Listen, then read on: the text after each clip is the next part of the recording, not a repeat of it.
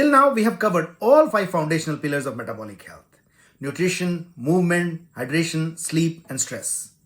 But the real question is, how do you live this without turning your day into a spreadsheet? Today, I'll walk you through a rhythm I give it to all my patients, whether they are parents, founders, or travelers. How to seamlessly integrate this rhythm into their lifestyle and optimize their metabolic health. But then the question remains, why do we need this rhythm? The goal of this rhythm is to flatline your insulin levels. Yes, that's the goal of each and every metabolic health move. Whether you are building muscle mass, moving after meals, cutting carbs, eating protein and healthy fats, or optimizing your sleep. Each and every move leads to low sugar spikes, low insulin levels. That means your body turns to fat burning, cutting down the visceral fat, and you optimize your metabolic health. And what you achieve is fit body and a sharp mind. Most people try to fix their metabolic health with a gym membership and turns to exercise. They are surprised when I ask the first question in my consultation, how is their sleep and bedtime routine? You know, deep, consistent sleep is a metabolic reset button. This is when brain clears waste, your liver and gut repairs, growth hormone pulses, and tomorrow's cortisol rhythm is set.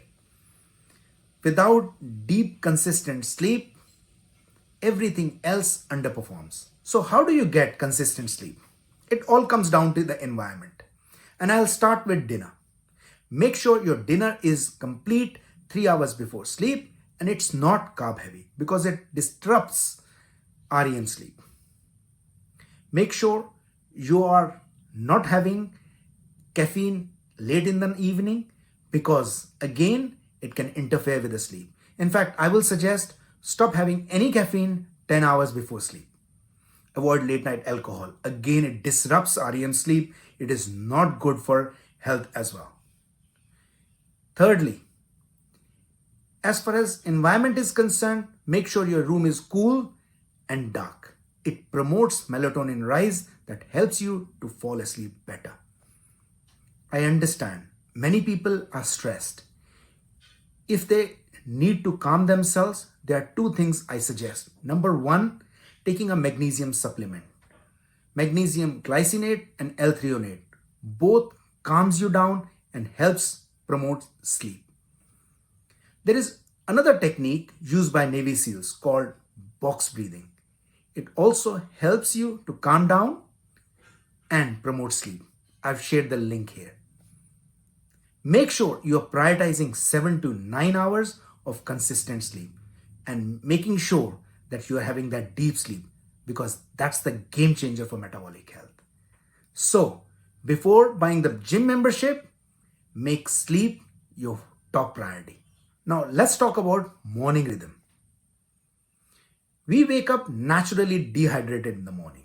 So, before reaching out for the phone or the coffee, make sure you have a tall glass of water with a pinch of salt and lemon. This is how I hydrate. You can try water with electrolytes. Water plus electrolytes refills your plasma volume and tell your cells we are on. Secondly, you need to set your circadian rhythm. Within 30 minutes of waking up, exposure outdoor to sunlight helps you anchor your circadian clock. This helps rise of cortisol in the morning and melatonin rise in the evening. That helps you to perform better in the morning and sleep better in the evening. Now, let's look at the movement and morning. I think exercise in the morning is the best way to start the day, especially zone 2 exercise. Zone 2 exercise is where you cycle, jog, or walk at a steady pace. You can speak but cannot speak a full sentence. It's the state where you burn fat and improve mitochondrial efficiency. Mitochondria are the powerhouses of the body. They releases energy. They keep you energized. Second exercise I love in the morning is strength training. I do combine zone 2 training and strength training on alternate days. Strength training builds muscle mass, and muscles act like glucose sponges. They prevent sugar spikes and keep your insulin flatline. Remember, this is the aim of metabolic health. Keep insulin flatline. Muscles also shield you against aging. If you are exercising, make sure you are hydrating well, not just with water, but with electrolytes. Because during exercise, you sweat and you lose water and electrolytes. Without electrolytes and water, your cells cry for help, your metabolism suffers. Please avoid sports juicy drinks. They spike sugar and are not good for health. Now let's talk about breakfast. There is a 30 to 60 minutes anabolic window post-exercise where you eat breakfast rich in proteins, healthy fats, and complex carb. It nourishes your body. It nourishes your gut without spiking sugar. It helps you to build muscle mass. Remember, the aim is to keep insulin flatline, and this type of breakfast does exactly that. That's why I recommend this to all my patients, improving their metabolic health. Some people like to add some smart carbs like sourdough seeded bread. It's okay if you have trained well in the morning. Remember, 4 key factors. When you get up in the morning, hydrate well. Secondly, exposure to the sunlight in the morning. Thirdly, make sure that you're moving your body so that your glucose stores are depleted and you go into fat burning stage.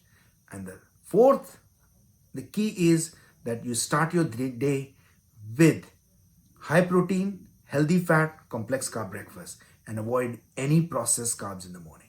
Talk about for people who are fasting. If you are following 16-8 fasting and starting the feeding window at 7 a.m. or 10 a.m., great. I think this is an excellent time to feed your body because your insulin sensitivity is at its highest.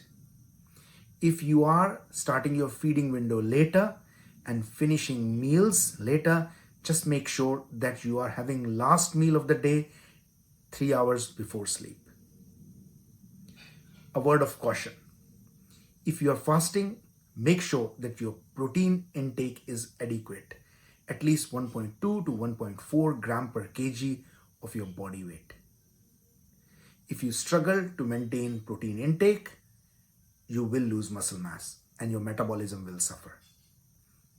Additionally, what I have seen in my clinic, people when they are trying to cram protein intake in shorter eating windows, they feel bloated, at times they feel stressed and their sleep suffers, which is not a good news for your metabolism.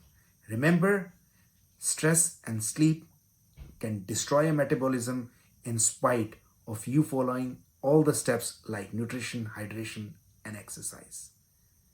So make sure when you're fasting, your protein intake doesn't suffer and you're not stressed while doing so. Those who are not fasting, they can spread out the protein intake. I think it's the best way. I used to fast and used to cram my eating window in 8 hours. I've stopped doing so. I start my day with an all protein breakfast with healthy fats, with full fat Greek yogurt and pumpkin seeds. Most of us have a sedentary lifestyle. That means we sit at our desk for 8 to 10 hours. And desk life can be metabolic quicksand. What I suggest, incorporating some movement levers throughout the day. For example, walking to the office or taking stairs instead of lifts.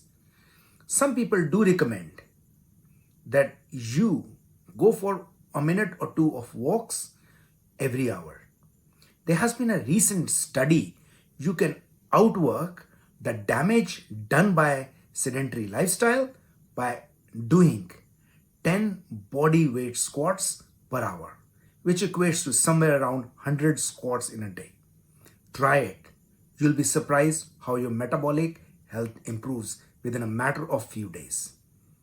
Now coming to the lunch, what I suggest, having at least 30 to 40 gram protein as a priority even during the lunch. Make sure you add some healthy fats, some fiber to your diet. This is the time, if you wish to include carbs in your diet, do so, because insulin sensitivity it at its highest. But make sure have at least 15 to 20 minutes walk after your meals. This is more powerful than many medications because it mops up all the glucose from your blood and keep your insulin flatline. The science behind it is it activates the glucose transporters in the muscle. As far as hydration is concerned, make sure you are having water or any drinks 30 minutes before meals or an hour after, because sipping water during meals means you're diluting the digestive juices and your digestion doesn't work that well. Late afternoon, early evenings, a danger zone. Many people are stressed, tired, and dehydrated at this time. They often misread these signals as hunger and often go for processed junk. Biscuits, chocolate, sugary drinks, sugary colas, sugary coffee. This is metabolic disaster because they themselves feel high for a moment and feel that this type of behavior is making them well. But in fact, it's spiking sugar, it's spiking insulin, which is against our principle for good metabolic health, flatline insulin.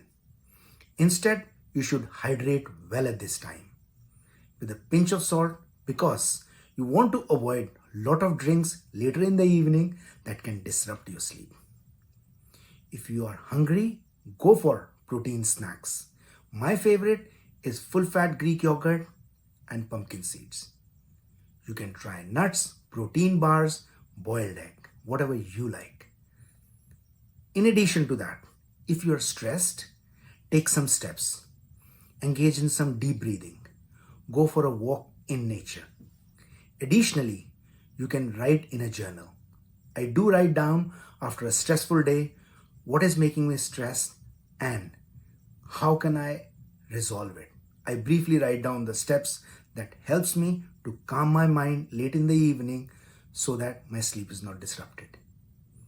Additionally, you can distress with your partner. I like to talk to my wife. I go over what is stressing me. That usually calms my mind because she can offer me her solutions.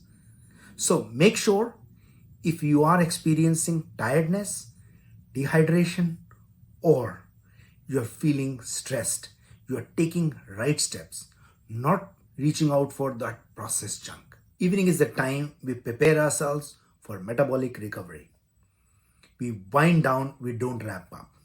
This is the time where insulin sensitivity drops and melatonin start rising, preparing you to have a deep, restful sleep. So make sure we take some steps. We finish dinner 3 hours before sleep.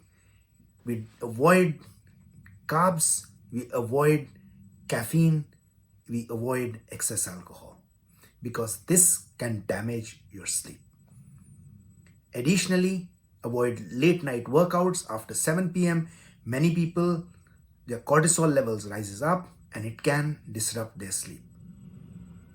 Additionally, if something is stressing you before you go to sleep, as I mentioned, make sure that you write in a journal what is stressing you out and what steps you can take for next day in order to resolve those problems. That usually de-stresses your mind. Remember, if you still struggle to sleep, try box breathing. That helps Navy SEALs sleep. It can help you too. You can also take some magnesium supplements as I have mentioned in the video before. So, sleep is your number one priority. Make sure you're prioritizing 7 to 9 hours of sleep, making yourself ready to go into that cool, dark room, because this is where your metabolism earns its strength. Number one, make sure you prioritize sleep. Number two, make sure your protein intake is adequate and you engage in strength training at least 3 times a week for 30 to 45 minutes. Number three, make sure you're hydrating well. You start the day with hydration and ease 2 hours before sleep to avoid sleep disruption. Additionally, if you're fasting, don't compromise the protein intake. Shorter eating windows, do so. And if you are struggling to manage protein intake while fasting, you want to reconsider the choice. You may also want to reconsider the choice of fasting if, when you're trying to cram protein intake, you feel bloated, stressed, and your sleep is disrupted. When you live in this rhythm, sleep, hydrate, move, eat, de-stress, you create flatline insulin. This is where we started. If your insulin is flatline in your blood, your fat burning stays on. Your muscles and liver cooperate, and your mind becomes sharp and your body becomes fit. This is how I help my patients optimize their metabolic health. I help them to reverse their type 2 diabetes and fatty liver in just 90 days. Next week, I'll show you something special. If I have 90 days to transform my metabolic health from scratch, exactly what I would do, in what order and why. No fluff, just plan. Because knowledge is power when you live it. And now you can. I'll see you next week.